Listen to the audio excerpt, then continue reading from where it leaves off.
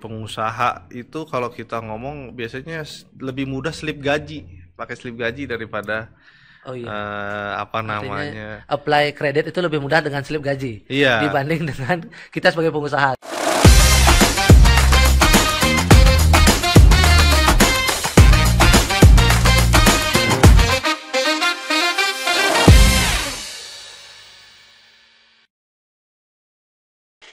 Om Swastiastu, ketemu lagi dengan Tiang, gitu saya Tanjo dalam podcast Jag Dadi Pengusaha, Jag Dadi.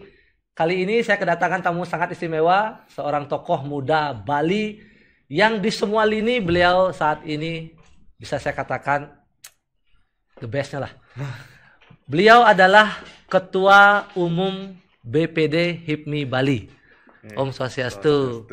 Beli aja. Siap. Manis sekali senyumnya hari ini. Bagaimana hari ini, luar biasa? Ya, lumayan. Mana-mana aja. Beliau juga seorang politisi, Ketua Komisi 2 Ya. DPR Provinsi Bali. Ya. DPRD Provinsi Bali. Tapi hari ini saya ingin bicara dengan beliau aja fokus tentang pengusahanya. Usaha, oke. Iya, sebagai seorang Ketua HIPMI Bali, tentu usaha beliau tidak perlu ditanyakan lagi. Beliau punya usaha wine, ya, Isola Wine. Saya penikmat wine beliau. Kemudian baru saja buka resto juga. Ya, Resto. iya di Jakarta. Oh iya. Ya, oh, Ada. sampai lupa beliau sama usahanya sendiri ya. Bar. Oh, bar, oke, bar. Bar and resto. Apa bar aja? Bar. Bar saja. Oke, kemudian ada beberapa usaha properti mungkin dan advertising. Iya, Betul nggak? betul. Dan beliau saat ini juga ada usaha Butterman. Iya, Itu jajanan yang manis itu. roti. Roti itu kan? Iya, kosong. Oh, itu tempunya. Iya. Oh, saya pecintanya dong. Siap. Saya sering beli ya. Jadi saya ingin mendengar dulu, dan pemirsa kita anak-anak muda Bali khususnya yang ingin menjadi seorang pengusaha ataukah sedang dalam rintisan usahanya, ingin mendapatkan motivasi dulu di awal. Bagaimana seorang Bliajus memulai dan berdiri sebagai seorang pengusaha? Eh, karena nggak tahu mau ngapain aja sih. Iya. Dan mungkin aku nggak ngomong, aku bilang aku mulai dari nol itu kayaknya aku nggak terlalu suka bilang aku mulai dari nol gitu. Oke.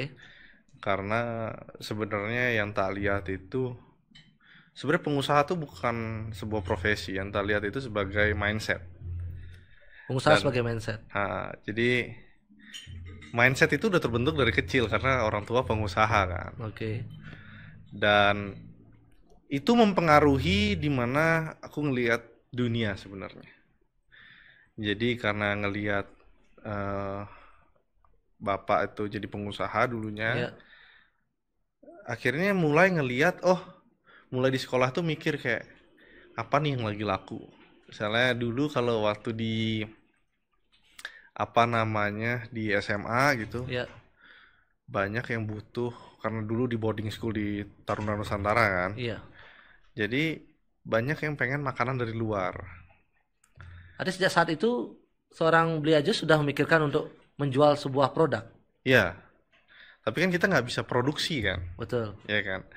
Akhirnya dulu mikir, pada makan, ada yang pengen nasi goreng, ada yang pengen pokoknya makanan di luar karena Iya. bosen sama makanan di asrama kan. Ya. Nah, setiap kita hari Minggu tuh kan boleh keluar. Kalau di Taruna tuh boleh keluar. Nah, Oke.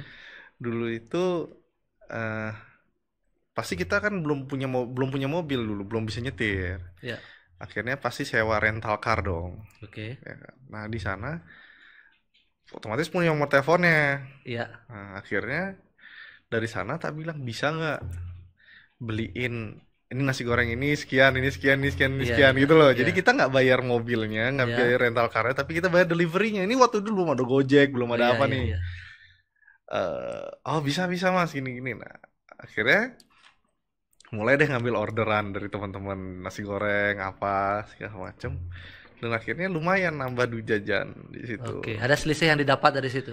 Ya, nah akhirnya udah mulai dagang di situ. Itu karena memang tak lihat ya balik lagi berbekal sebenarnya mindset yang udah ditanam dari kecil gitu. Berarti lingkungan kita di mana kita aktif hidup ataupun berinteraksi itu juga mempengaruhi cepat atau tidaknya seorang memiliki mindset pengusaha, begitu? Iya. Jadi karena kayak gini contoh Iya, misalnya. Ini selalu aku ngomong kalau misal di kampus-kampus, aku iya, ngomong bahwa jurusan tuh nggak terlalu penting sebenarnya. oke, Untuk apa dia tuh nggak menentukan karir pathnya kemana. Kecuali yang kayak kedokteran dan lain-lain ya. iya, Cuman kalau misalnya kita ngomong apa teknik sipil, kita ngomong misalnya arsitek, kita ngomong misalnya ada bisnis dari manajemen gitu. Kita tuh melihat dunia dengan cara yang berbeda gitu. atas jurusan yang Dari dipilih. jurusan yang dipilih. Contoh misalnya anak arsitek itu ketika datang ke restoran, dia pasti ngelihat kayak, oh ini bahannya apa ya? Iya, Ini harganya mungkin harga kayu ini berapa nih? ketertarikannya menjadi spesifik Iya, sesuai jadi jurusannya. gitu. Ketika anak manajemen datang ke restoran, Iya, dia akan ngelihat, oh ini pegawainya berapa, ini harga makanannya iya. sekian, iya Ah, kan? ini Dia untungnya jualnya segini nih. berapa, untungnya sekian, ngerti kan? Iya, Nah, dia ngitungnya dengan cara yang berbeda. Sama juga teknik sipil. Oh ini bangunan ini, oh ini bangunnya sekian nih kira-kira, kayak gitu iya. loh. Jadi itu mempengaruhi cara kita ngelihat dunia sebenarnya, jurusan-jurusan itu. Ketika Anda memilih jurusan di mana Anda sekolah, maka itu akan menjadi jendela pertama Anda untuk melihat dunia. Iya, Seperti itu. betul. Ha. Berarti kalau kita seandainya ingin memiliki mindset seorang pengusaha, walaupun kita bukan pengusaha saat ini, berarti relate nggak kalau kita ada dalam sebuah organisasi pengusaha? Relate kok, relate karena kan kita bertukar pikiran ya. Ya, Ngelihat dari mana sudut pandang misalnya contoh ya pengusaha real estate tuh akan ngelihatnya beda dengan pengusaha kayak saya wine ya, ataupun pengusaha kopi gitu-gitu. Terutama aku nih misalnya diskusi sama pengusaha kopi. ya. Ternyata beberapa teori wine itu berlaku di kopi. Oke, Ah gitu loh. Dan ternyata beberapa teori kopi itu berlaku di wine. Kayak gitu-gitu loh. oke. Jadi sebenarnya ada pelajaran yang bisa kita dapat dengan ngobrol-ngobrol sama pengusaha-pengusaha lain. Iya. Kalau di Himpunan Pengusaha Muda Indonesia ini atau HIPMI yang saat ini Beliau Jus pimpin ini, apakah juga dapat mengundang orang-orang yang tidak memiliki usaha untuk ada di dalamnya? Itu bisa. Kalau jadi anggota nggak bisa karena harus Oke, punya badan usaha. oke. Ya. Tapi untuk seminar-seminar itu kita terbuka sih. Hmm, Kita kan udah kerjasama sama UNUD untuk jadi apa namanya dosen praktisi lah oke. yang sharing Ya. pengalaman-pengalaman kita di bisnis Itu kayak tidak gitu-gitu. menutup kemungkinan ke universitas lain juga Iya, nggak bisa. menutup kemungkinan untuk di universitas lain Bisa. juga bisa Oke. kayak Baik, gitu. nanti saya minta bantuan juga untuk yang di Singaraja nih ya. Siap, boleh, boleh, boleh. Oke.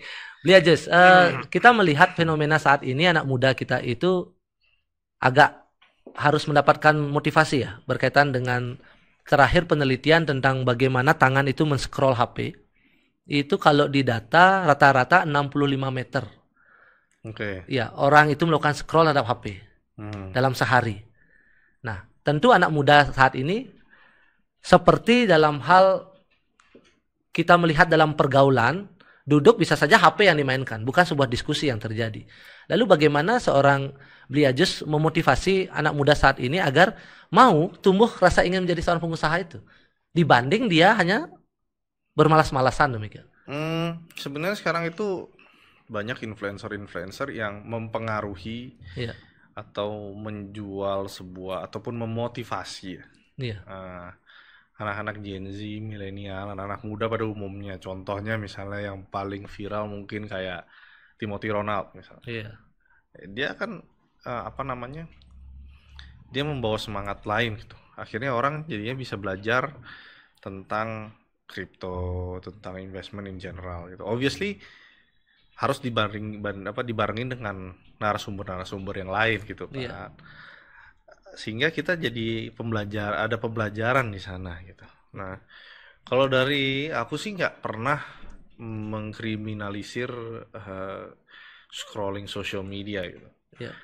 Dari aku sendiri sih kayak gini aja. Sebenarnya kan kita kalau kita itu sebenarnya untuk jadi lebih baik itu kan cukup sebenarnya 1% sehari loh. Oke. Nah, yang tak lakuin itu adalah oke, 10 menit pagi-pagi itu mau belajar apa? Bisa baca buku, bisa nonton YouTube, Oke. bisa denger podcast, bisa denger ada aplikasi untuk baca buku itu juga bisa, Ya. ataupun yang lain-lainnya. Berarti Tapi 10 menit pertama di pagi hari. jadi apa namanya, nggak usah kita ngomong oh kita harus belajar sejam 2 jam, nggak. Belajar satu hal baru hari itu yang belum pernah ketahuin. Oke. Misalnya lagi pengen belajar kripto gitu misalnya. Oke, nonton kripto gitu. 10 menit aja. Sisanya terserah deh. Oke. Karena kan anak-anak rata-rata sekolah, kuliah juga kan. Iya. Jadi nggak usah terlalu membebani gitu. Karena yang namanya belajar tuh nggak boleh terasa terbebani gitu. Oke. Kalau lagi malas baca buku, ya udah nonton YouTube. Kalau Oke. lagi malas nonton ya dengerin. Oke. Kalau lagi pengen penasaran apa, sebenarnya pelajaran itu kan nggak mesti sebuah hal yang berulang-ulang dipelajari gitu. Sebenarnya bisa banyak hal yang diketahui sedikit-sedikit gitu. Untuk ngambil idenya aja gitu. Untuk nge-trigger interestnya Oke. kayak gitu. Itu yang sudah seorang Bli Ajus lakukan. Kemudian dalam perjalanannya Anda memutuskan untuk memiliki berbagai jenis usaha yang berbeda, yang saya lihat itu berbeda-beda. Kemudian yang paling menonjol saat ini yang saya tahu ya karena saya penikmatnya adalah Isola Wine.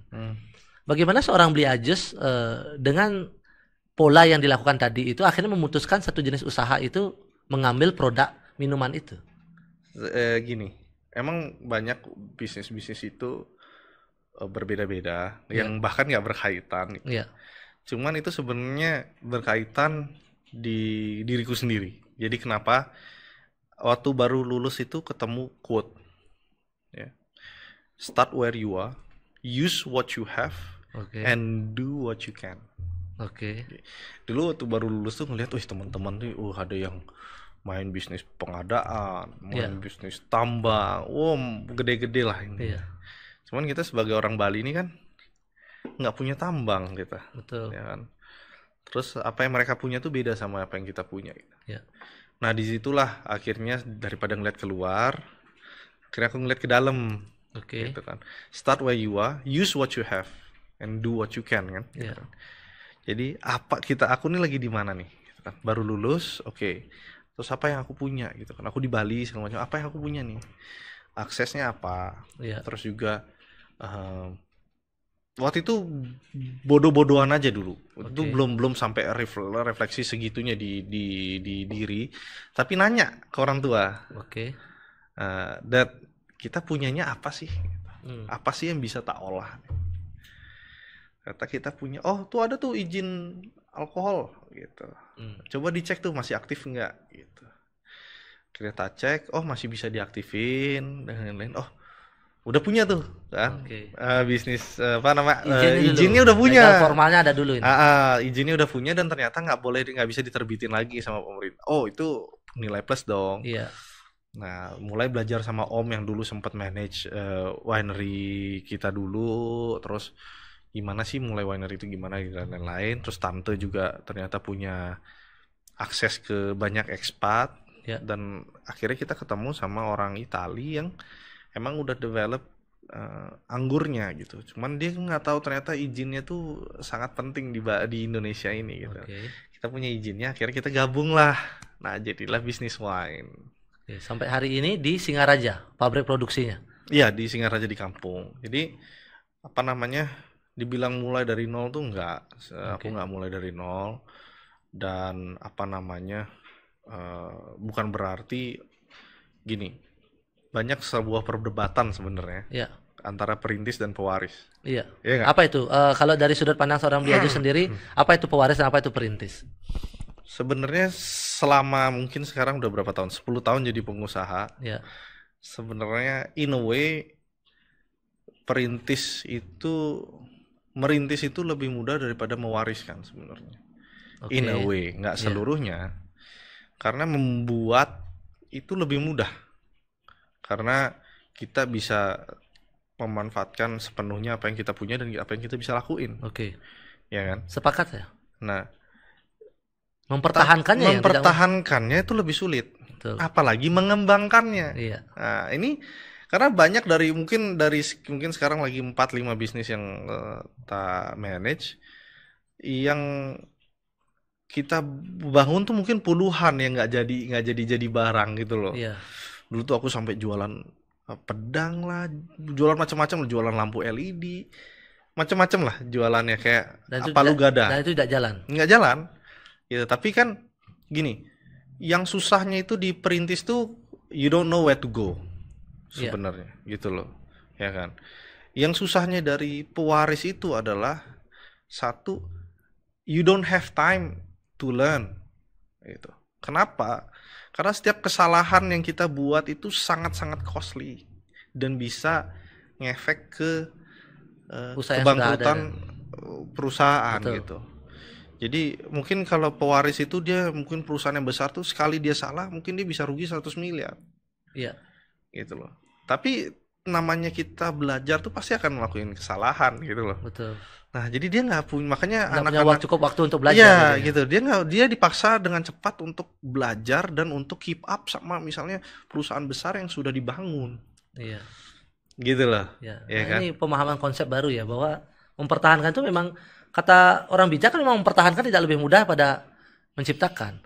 Kalau membuat restoran 10 restoran saya bisa buat dalam seketika gitu. Iya. Tetapi membuat dia menjadi tetap bertahan dan berjalan itu yang tidak mudah kan. Iya, gitu. Jadi makanya tak bilang jangan pewaris itu, malah justru sekarang cenderung pewaris itu lebih berkecil hati daripada perintis. Karena perintis suka ngebully pewaris nih, gitu kan. Karena lu pewaris lu bla bla bla bla, gue perintis. Sebenarnya apa ya, nggak bisa satu sama lain itu nggak bisa saling Nggak ngejelekin bisa sih. dibandingkan, nggak bisa dibandingkan karena memiliki sebuah beban yang berbeda mungkin ya, tantangan yang berbeda. Itu. Kalau beli aja sendiri melihat berbagai usaha yang dimiliki saat ini, bagaimana memanage SDM semua agar berjalan dengan baik? Mungkin bisa dibagi kepada para pendengar podcast kita bahwa kita jangan pernah takut untuk menciptakan sebuah usaha. Ini loh caranya untuk kita bisa memanage itu agar semua berjalan dengan tetap baik gitu. Sebenarnya bisnis itu kan tergantung dari orangnya, orang-orang di dalamnya. Iya. Banyak aku baca buku tuh, bukunya Jim Collins, bukunya siapa sih namanya tuh, yang aku follow juga di Instagram, aduh lupa, Orang Indonesia. pokoknya Orang Indonesia. orang luar. Jadi dia tuh bikin buku, yang aku baca tuh Leaders Eat Last, Start With Why, semuanya itu dia banyak lah, apa namanya, nerbitin buku kan.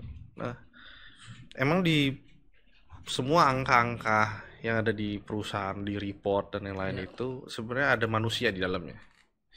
Kita tuh sebagai pengusaha tuh sebenarnya gimana memanage manusia-manusia ini sebenarnya, Betul. ya kan? Dan kenapa sih yang lebih tua itu dia lebih cepat untuk ekspansi dan lain-lain? Karena dia udah punya orang-orangnya. Oke. Nah, kita nih belum, yang muda-muda tuh banyak belum nemuin orang-orang yang bisa kerja nih, eksekutornya belum dapet nih. Iya.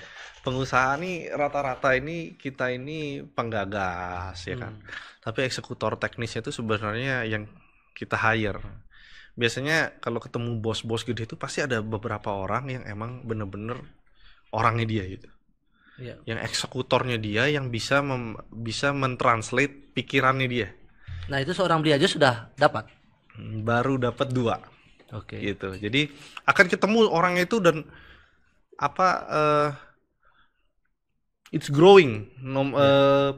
Apa namanya, jumlah orang itu growing. Sekarang mungkin udah hampir 4 orang lah, 3 sampai 4 orang lah yang bisa tak percaya untuk kayak kita percaya gitu. Dan itu lebih kepada kita membentuk orang atau kita cari orang yang jadi kemudian kita arahkan agar sesuai dengan visi kita. A bit of both lah. Oke. Karena kita tuh kan perlu tahu ya, di mana sih orang-orang ini harapannya apa sih gitu. Iya. Dan kita tuh harus mulai kenal sama yang kita ajak kerja, say hi, ataupun sekedar trik yang dulu tak lakuin dan sampai sekarang masih tak lakuin juga. Apa itu? Jadi kan ada yang namanya hard skill sama soft skill kan. Iya. Aku ini nggak pinter di hard skill bro. Oke. Aku lumayan ngerti orang lah. Nah, hard skill ini yang kayak baca laporan keuangan, Iya. ini dan lain-lain. Aku lebih kayak orang sales. Ini aku nih sales nih gitu. Iya, lebih mainin psikologis orang gitu ya. Jadi selalu tak siapin waktu ngomong one on one Dengan tim. dengan tim, one on one, termasuk manajemen juga. Jadi nggak semua punya akses ke aku. Semua yang kerja sama aku tuh punya akses ke aku. Iya. Aku nggak mau dipotong sama manajer. Oke. Ngerti nggak? Walaupun kebanyakan informasi aku tahu dari manajer, tapi one on one session ini yang sebenarnya, dan aku buka ke manajerku bahwa aku punya akses ke semuanya. Bilang. Oke, jangan tutup akses itu. Iya. Iya. Karena apa? Kalau misalnya kalian punya kekuasaan untuk memonitor mereka, yang memonitor manajer ini siapa? Oke. Ngerti nggak? Iya, iya. Jadi harus hati-hati juga manajer-manajer ini kan gitu. Oke. Nah, dan itu aku selalu ngomong bahwa tolong pisahin yang namanya, ini aku baca juga di buku, jadi yang namanya personal conflict dan professional conflict. Oke. Kebanyakan di Indonesia ini orang-orang tuh awalnya berawal dari professional conflict, konflik tentang pekerjaan, mengarah ke personal habis itu, merasa tersakiti, mulai menjelek-jelekan secara personal itu, bukan secara pekerjaannya. Nah, itu yang aku berusaha ajarin ke timku semua, bahwa aku akan aku mempromot sebenarnya professional konflik ini. Tapi kalau misalnya udah ke mengarah personal tuh pasti aku step in. Kenapa nih masalahnya? Gitu loh. Kayak gitu loh, ngerti kan? Dan aku mau manajerku tuh juga dia itu objektif, bukan like and dislike. Gitu. Jadi makanya kenapa aku ngambil info dari semuanya itu ya karena aku pengen juga mereka tahu bahwa aku bisa monitor dia dari bawah. Mereka nggak bisa semena-mena. Dengan kesibukan Diajo sendiri begitu banyak aktivitas yang harus dilakukan, bagaimana pola itu bisa dilakukan untuk one by one itu untuk informasi bisa didapat? Nah, ini yang sedikit aku mau curhatin bahwa ini sangat sulit tak lakuin sebenarnya karena waktu ya. Tetapi tetap harus dilakukan kan demikian. Iya, tapi tetap selalu tak bilang chat aja. Oke. Chat pasti aku balas.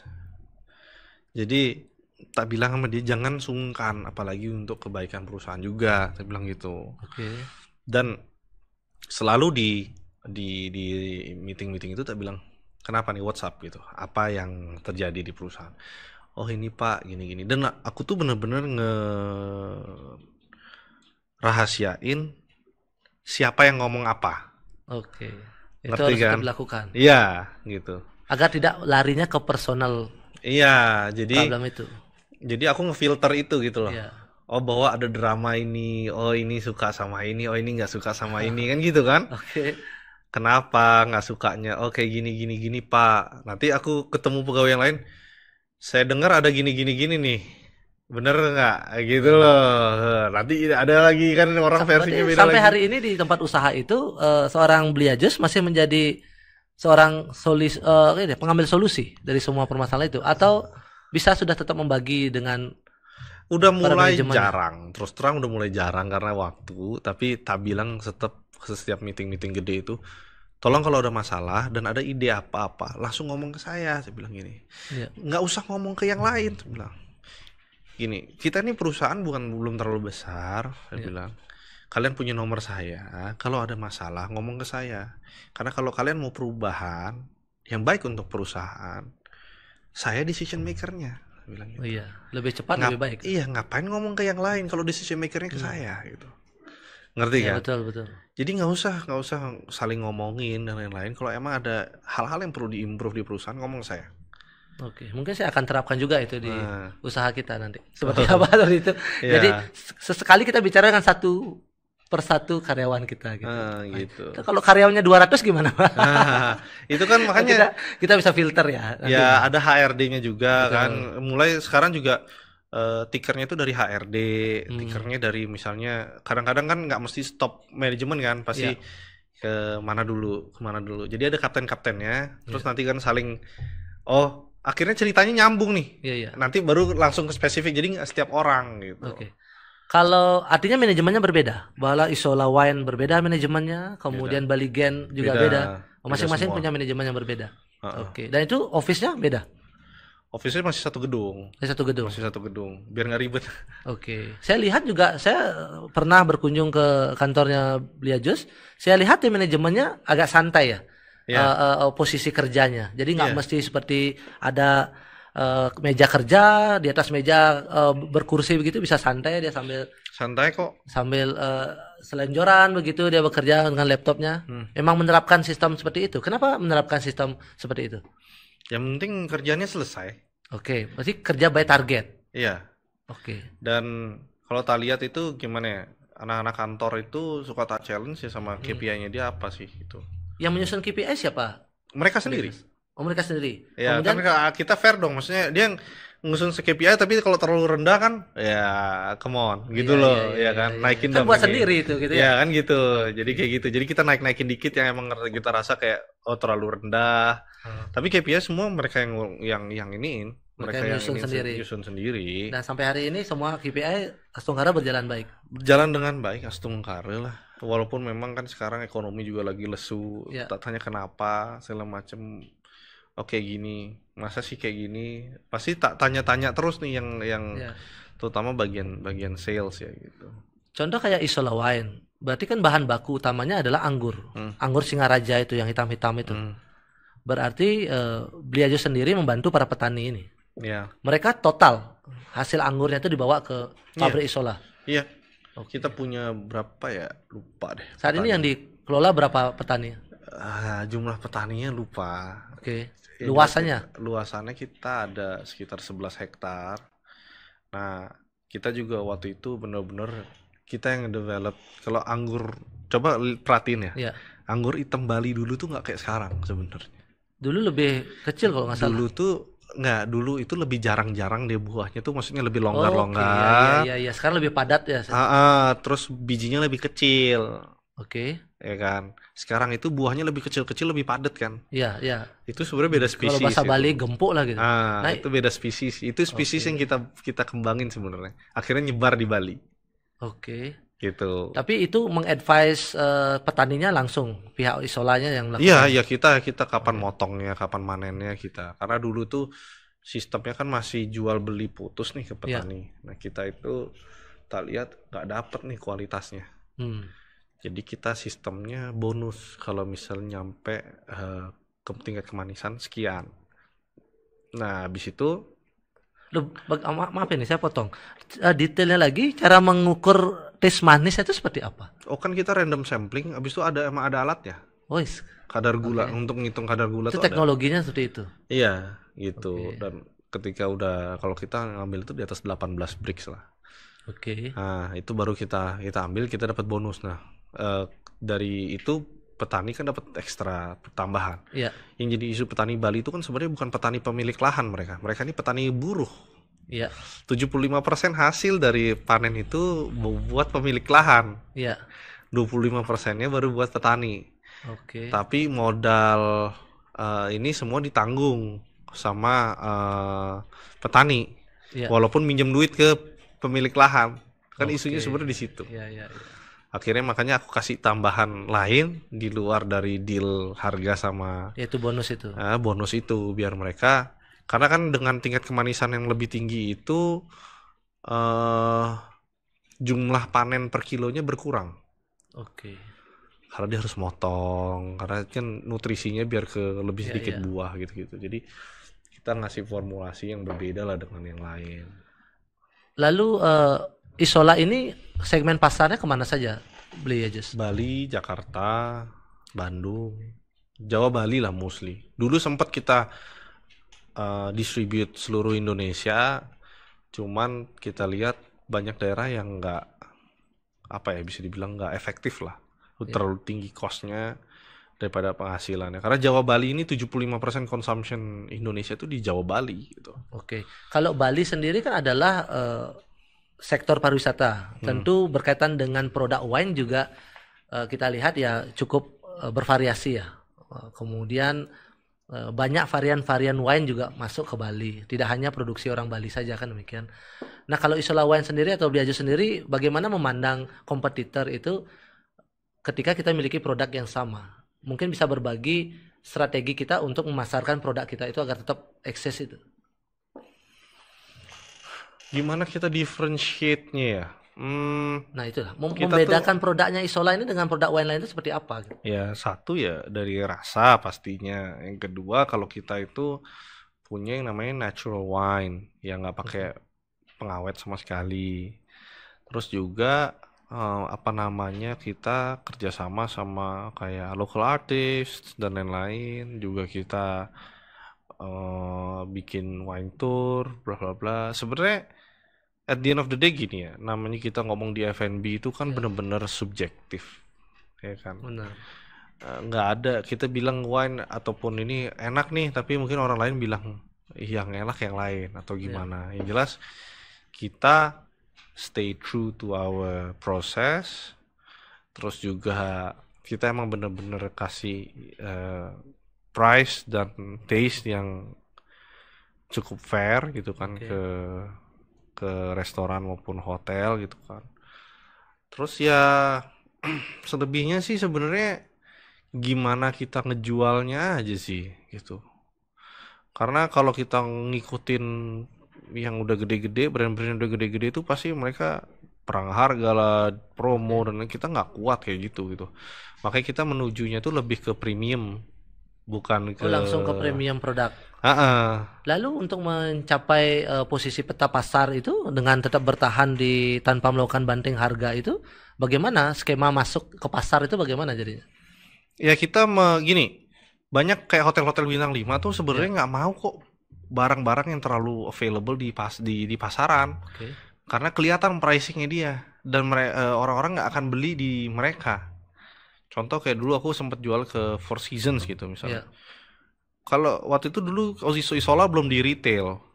Nah, mereka justru ngambil karena kita nggak di retail karena mereka bisa tahu bahwa kalau ketika itu dijual di Four Seasons itu apa namanya tamu-tamu eksklusif tuh eksklusif gitu. Dan aku sendiri kan gini, kenapa aku diferensiasi dengan yang udah industrial gitu?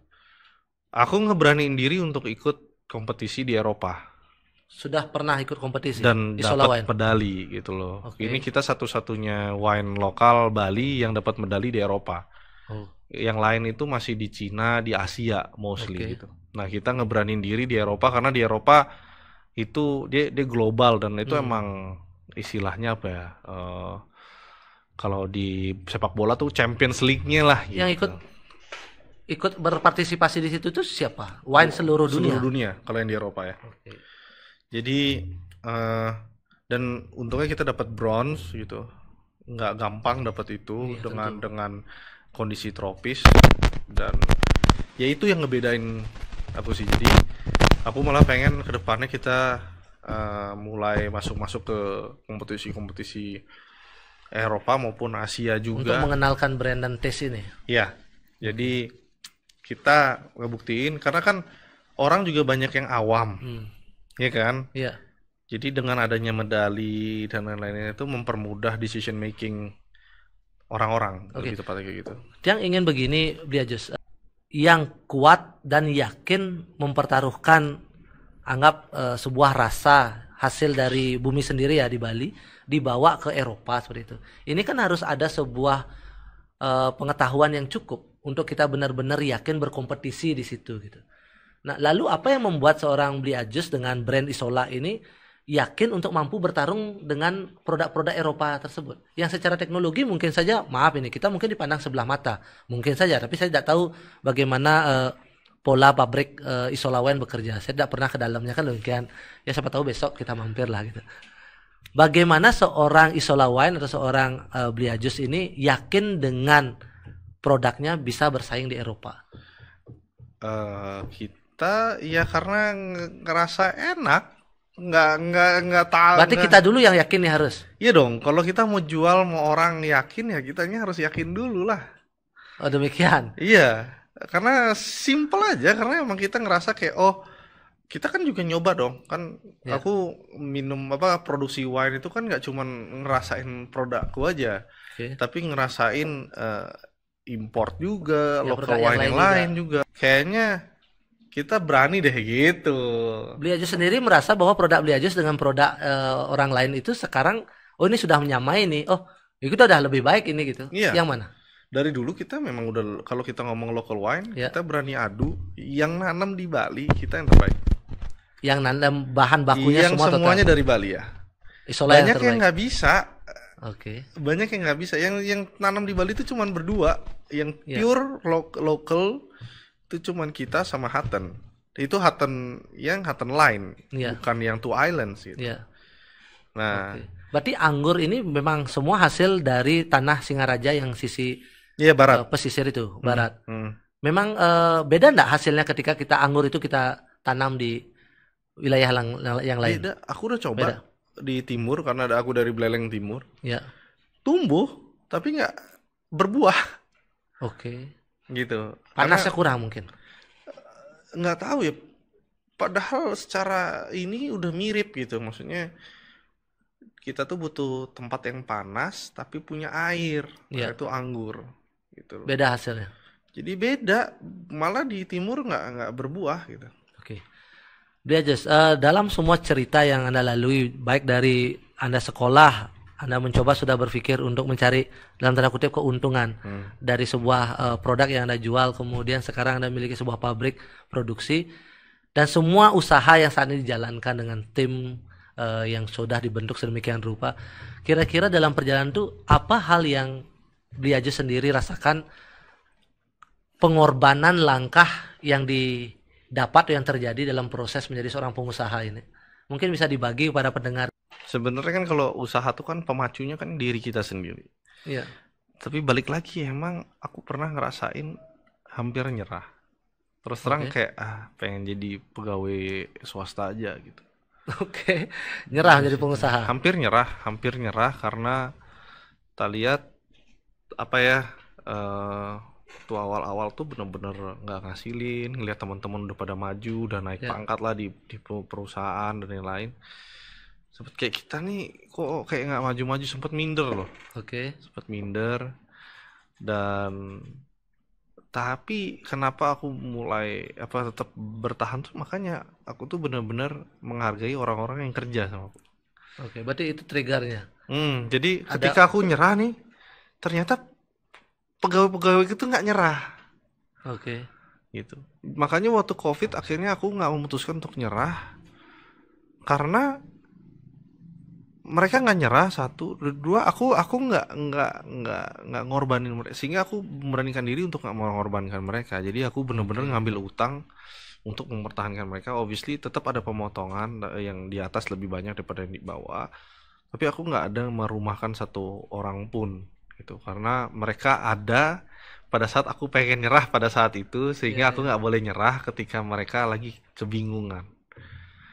Kayak gitu. Berarti ada masa di mana keinginan nyerah, tapi ada dorongan dari Justru kondisi. dari pegawaiku sendiri yang masih semangat, oh bisa Pak gini-gini. Mereka yang semangat gitu loh, bukan yang, makanya aku di sini belajar tuh bahwa itu sebenarnya tergantung dari mental dan culture yang kita create Oke. gitu. Ketika culture-nya bagus, itu bisnis pasti jalan kok. Gitu. Ya. Makanya kenapa aku tuh sekarang tuh agak, bisa dibilang agak tegas untuk kayak orang-orang yang nggak bisa ngikutin culture kita dan cohesiveness di tim, potong aja udah. Oke. Itu berlaku juga tidak hanya di usaha tapi di organisasi yang Anda pimpin atau dalam saat ini Anda menjadi seorang legislatif, itu berlaku juga pola seperti itu. Kalau aku iya. Karena makanya aku nggak mau nunggu, misalnya contoh nih kayak rapat HIPMI sekarang, selalu tepat waktu. Oke. Kita sama-sama deal bahwa aku nggak nentuin sendiri. Ya. Aku nentuin bareng-bareng. Aku cuma ngetok palunya aja.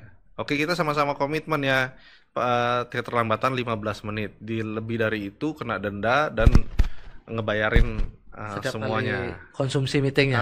Oh, demikian. Dan itu ide-idenya teman-teman semua. Oke, kita ketok. Jadi apa namanya, kita akan mulai rapat berapapun orangnya. Oke. Di jam yang sudah disepakati. Dan aku pun nggak nentuin jadwalnya itu sendiri. Ketika misalnya contoh, aku bisanya Selasa atau Rabu nih gitu. Di floorin lagi, ada votingnya lagi di grup gitu. Jadi pendelegasian tuh emang harus ada, sehingga orang-orang tuh akan bertanggung jawab atas pilihannya mereka masing-masing gitu. Oke. Lihat Jos, kita coba untuk melihat upaya pemerintah untuk mendorong peningkatan posisi pengusaha di masyarakat melalui jenis usaha apapun, baik UMKM ataukah usaha-usaha industri saat ini gitu. Bagaimana pendapat Bliajus berkaitan dengan peran pemerintah ini untuk mendorong masyarakat agar menuju kepada posisi pengusaha ini? Apakah sudah terjadi atau memang butuh effort lebih dari kita yang sudah menjadi pengusaha ini untuk menarik rekan-rekan kita ada di posisi itu? Enggak, sebenarnya gini loh. Jadi pengusaha itu kan sebuah hal yang riskan sebenarnya. Orang tuh juga jadi susah, kayak contoh apply kredit pun susah. Sebagai pengusaha itu kalau kita ngomong biasanya lebih mudah slip gaji, pakai slip gaji daripada Artinya, apply kredit itu lebih mudah dengan slip gaji dibanding dengan kita sebagai pengusaha gitu. Betul, padahal kan loh, sekarang kayak gini deh, contohnya nih ya, kita banyak kan pengusaha-pengusaha sekarang itu nggak punya aset, nggak punya kolateral gitu. Jadi nggak bisa pinjem di bank, karena bank pentingnya kolateral kan, walaupun perusahaannya udah untung banget nih. Nah, kita sebagai pengusahanya nggak bisa ngutang, nggak bisa kredit, tapi pegawai-pegawai kita yang punya slip gaji bisa ngajuin kredit. Padahal kan kalau kita tumbang, yang kita kan nggak mungkin bunuh diri dulu, pasti kita potong jari dulu, potong tangan dulu, kan gitu. Betul. Jadi walaupun emang kita ada kur gitu, cuman kur pun kalau mau berapa juta itu juga harus ada kolateralnya. Betul. Gitu. 100 jadi, baru free. Iya kan. Jadi kita bilang itu satu, jadi pengusaha itu riskan. Yang kedua, lebih susah membangun perusahaan lokal di Indonesia daripada ataupun membuat produk atau apapun itu daripada ngeimpor. Gitu. Ini double standar dari pemerintah ini nggak jelas. Kadang-kadang malah jalur kiri itu lebih mudah daripada jalur kanan. Nah, lebih detailnya seperti apa tuh jika produk impor itu lebih mudah itu? Contoh misalnya karantina, ketat banget gitu kan. Tapi database karantina Bali sama Jawa Timur aja nggak connect. Tapi seolah-olah kita tuh ketika kita mau bawa bibit ke sini, harus di karantina satu life cycle, which is kita kalau anggur tuh 2 tahun, dan di tempat yang nggak sesuai dengan tanamannya. Di tempat nih kita balai karantina punya lahan di sini, tanamnya di glass house-nya karantina di sini. Ngerti nggak? Iya. Malah hasilnya jadi jauh lebih ribet daripada ngimpor jusnya, ngimpor buahnya yang sudah langsung jadi. Belum lagi BPOM. Kita ngomong. Ini aku kritikin BPOM. Double standarnya jelas. Kenapa? Karena kita pada saat pengajuan label sampai bahasa-bahasa pemasaran pun diatur sama BPOM. Gitu loh. Tapi giliran orang barang impor yang labelnya udah disetujui di negaranya, cuma ditempel kecil di belakang. Sudah terdaftar BPOM. Ngerti nggak? Iya. Sudah, yang penting ini ditempel kecil doang di belakang, nggak mengganggu estetikanya. Iya. Sedangkan kita diatur sampai estetikanya pun diatur sama BPOM. Ngerti nggak? Gimana sekarang di shelf, di semua shelf ini, yang satunya dibikin menarik, yang di negaranya dibikin yang nggak terlalu ketat, cuma ditempel itu di belakang, sama kita yang harus ditentukan semuanya oleh BPOM. Gitu loh. Nah, yang aku sayangin itu adalah BPOM itu kan sebenarnya untuk keamanan konsumsi. Dan sekarang harusnya produknya saja. Iya. Sekarang kita ngajuin BPOM aja berapa bulan? 3 bulan sampai 6 bulan. Ya kan? Itu udah ganti kita, viralitas itu kan juga nggak bertahan segitu lama. Terus akhirnya dengan 3 bulan 6 bulan itu otomatis UMKM itu akan pasti memasarkan dulu tuh produk di luar. Iya. Tanpa adanya BPOM. Iya.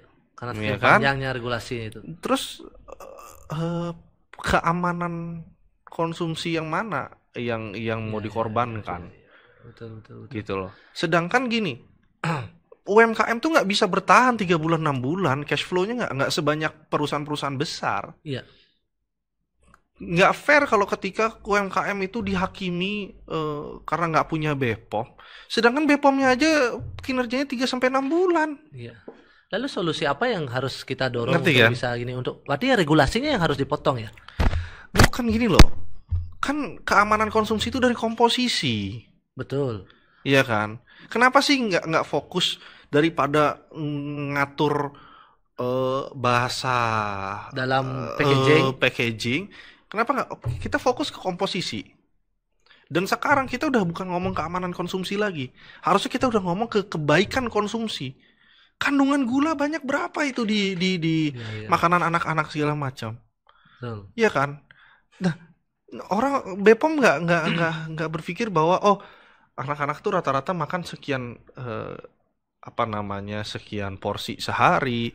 Akhirnya banyak kan anak kecil kita diabetes. Iya. Kenapa nggak dibikin kayak di Singapura atau di mana tuh ada rate 1-5 kan, tingkat kebaikan konsumsinya. Yang mana yang sehat, yang mana nggak sehat. Gitu loh. Ini udah bukan masalah keamanan dari konsumsi. Keamanan itu kan tergantung dari seberapa banyak kita makan. Berarti seharusnya pemerintah kita ya lebih memudahkan regulasi seluruh kebutuhan para pengusaha baru. Iya, pemerintah harusnya mengedukasi. Ini kalau kita ngomong untuk barang makanan ya, makanan dan minuman, dia harus mengedukasinya melalui apa? Melalui rating ini. BPOM tuh harusnya fokus ke komposisi, bukan ke bahasa packagingnya. bahasa marketing. Iya. Gitu. Karena siapa sih yang baca bahasa marketing di belakang? Kalau untuk mengedukasi SDM kita sendiri untuk menambahkan skill dan knowledge yang bukan merupakan pengusaha untuk mencapai posisi ingin menjadi seorang pengusaha itu, beliau sendiri melihat sudah ada peran pemerintah melakukan itu. Belum. Terus terang cuman selalu bahasanya tuh selalu gini ya, kita let's be fair aja. Bahasanya selalu nanti kita dapat fasilitas kur aja. Iya. Tapi gini, gimana caranya ngelatih menjadi seorang pengusaha oleh orang-orang yang nggak pernah berusaha? Oke. Sama kayak petani gitu kan. Dinas Pertanian, sorry nih disclaimer gitu, kebanyakan oknum-oknum, kita ngomong gitu kan, ngasih pelatihan, tapi nggak pernah ngelakuin, cuma belajar teori-teori aja. Betul, karena beda sekali di praktek dan teorinya. Iya kan, bantuan pemerintah kadang-kadang apa, bibit A, bibit B, seolah-olah kopi, misalnya contoh kopi misalnya, seolah-olah kopi ini cuma satu varietas. Gitu, banyak sekali. Banyak banget varietasnya. Kayak nggak serius gitu, cuma sekedar untuk memenuhi laporan bahwa ini bibit ini sudah diserahkan ke masyarakat. Iya. Iya kan? Lalu program HIPMI tadi itu yang kerjasama dengan Udayana itu bisa dong menjadi bagian sinergi dengan pemerintah. Artinya kita tarik pemerintah untuk menjadi bagian kerjasama dengan HIPMI untuk melakukan sosialisasi seperti itu ke universitas-universitas. Bisa, makanya aku tuh bingung gini loh. Dari kita itu, birokrasi kita tuh terlalu rumit. Ngerti gak sih? Iya. Sehingga apa ini dimanfaatkan. Kita tuh pengusaha tuh kadang-kadang gimana ya, yang tak seselin tuh nggak apa. UMKM itu ketika salah-salah itu bukannya dibina, tapi ditangkap, didenda. Ngerti gak sih? Iya. Padahal kan itu kan basisnya ketidaktahuan. Gitu loh. Kenapa APH kita ketika ini izinnya nggak lengkap segala macem, oknum-oknum malah melakukan pemerasan, malah tiba-tiba ditutup. Iya, betul. Sedangkan sebenarnya kan kalau emang UMKM levelnya lebih banyak pembinaan ya. Harusnya banyak pembinaan dong. Kalau emang dia melanggar apa-apa, kasih waktu dong untuk pemenuhan. Ini loh, Anda melanggar ini. Tolong perbaiki. Saya kasih waktu 6 bulan, perbaiki ini, hubungin ini ke sini gitu. Iya. Kalau nggak ada progres sama sekali, baru ditindak tegas gitu. Oke, benar. Bliajus, kita melihat contoh seperti Vietnam saat ini juga sudah lakukan, kemudian yang paling besar Cina lah, bahwa linkage antara UMKM itu dengan industri besar itu menjadi sebuah fondasi baik untuk memastikan usaha di sebuah daerah itu berjalan dengan baik. Nah, kalau di Bali sendiri, kalau dari perspektif eh, teman-teman di HIPMI, kemudian Anda juga sudah ada di lingkaran legislatif melihat itu, apa kendala kita untuk melingkirkan antara usaha kecil dengan industri besar? Apakah karena tidak ada atau karena kita memang tidak membentuk satu daerah itu tercipta UMKM yang bisa mensupport industri besar seperti sekarang? Ada kok di OSS itu kan ada BKPM itu kan ngeling antara perusahaan-perusahaan yang investasi besar terus untuk menggandeng pengusaha lokal. Sebenarnya ada, kita harus daftar di OSS. Ya kan? Ya, Cuman isunya adalah itu. Kita itu pemenuhan izin-izin itu terlalu ribet dan lama. oke. Kenapa nggak dipermudah, dipermurah, dan dipercepat? Tidak cukup dengan izin yang kemarin kita lakukan melalui OSS itu aja. Nggak, Tapi itu kan ada teriak juga di bawah itu. Oh, sekarang semua izin semua dari pusat, di bawah malah nggak tahu apa gitu. ada. Dari desa, dari Nggak camat, tahu, betul. gitu. Terutama PMA. Ya, PMA diatur di pusat. ya, Nah ini dia makanya kayak kadang-kadang kita bingung juga, kita disalah-salahin, padahal itu urusannya pemerintah pusat. ya, Provinsi disalahin, ternyata itu urusannya kabupaten. Sebenarnya kan masyarakat nggak mau tahu tuh mau kabupaten, Iya. provinsi. Kok seolah-olah kayak provinsi, kabupaten, dan pusat itu kayak nggak nyatu. mm-mm, Iya kan? Harusnya dari ini nyatu dong gitu kan. Kita kan bayar pajak itu kan untuk ngasih service sebenarnya. ya, Iya kan? Mau PTSP tingkat. Harusnya tuh kayak istilahnya kayak bank lah di cabang sama Iya. di Kebijakannya Kanwil sama. kayak gimana. Kalau kredit sekian nyampenya pusat. Ya, Yang mana Kanwil, yang mana ini. Jadi decision makingnya itu jelas gitu loh, ya, ya kan? Dan emang apa ya kayak balik lagi itu pemenuhan izin-izin terutama yang sekarang yang paling marak itu adalah masalah apa PBG. oke. PBG ribet banget Ya, ngurusnya, ya kan? Terus apalagi kalau PMA harus ke pusat, ya kan? Jadi kayak gimana ya? Kenapa sih yang legal tuh dipersulit gitu? Sedangkan banyak yang istilahnya seolah-olah benteng itu kokoh dan sangat sulit ditembus, tapi banyak yang mudah melompat begitu saja. melompat gitu kan. Ini kan kita ngomong kenyataannya, Betul, betul. Kita curhat jadinya sedikit ini. tapi kok mudah gitu loh, aneh gitu. Betul. Baik, Beli Ajis. Sekarang kita lihat, kalau boleh kita berbagi tips kepada pendengar kita di podcast ini, apa yang Beli Ajis ingin sampaikan kepada mereka untuk ada di posisi pengusaha ataukah dari mana memulainya? Oke, gini, balik lagi itu kan ke quote itu aku selalu ngomong start where you are, use what you have, do what you can, ya kan? Nggak penting apa yang kamu jual, tapi gimana kamu ngejualnya, Iya, ya kan? Dan kalau ketika misalnya kepikiran bikin cafe, nggak cukup modal, ya kan? Bikin konsep, jual konsepnya, cari investor, oke. itu satu. Kalau misalnya nggak cukup uangnya pengen sendiri, kecilin lagi jadi warung. Ternyata modalnya nggak cukup, ya jadiin kaki lima, Oke. gitu loh. Apa namanya? Ide itu kan sebenarnya nggak mesti ide besar, itu bisa skala kecil. Oke. Disederhanakan dulu. Ngerti kan? Gimana kita nge-breakdown aja gitu. Jadi nggak mesti kok kita mulai harus bikin kafe gitu, ataupun kita harus bikin pabrik ya. Ya, Bisa kan jualan, coba dulu jualan. Misalnya contoh kita bikin pabrik kecantikan misalnya kan. ya, Coba dulu jualan yang existing, ya kan? Ternyata, demand-nya bagus nih, orang-orang sukanya yang ini.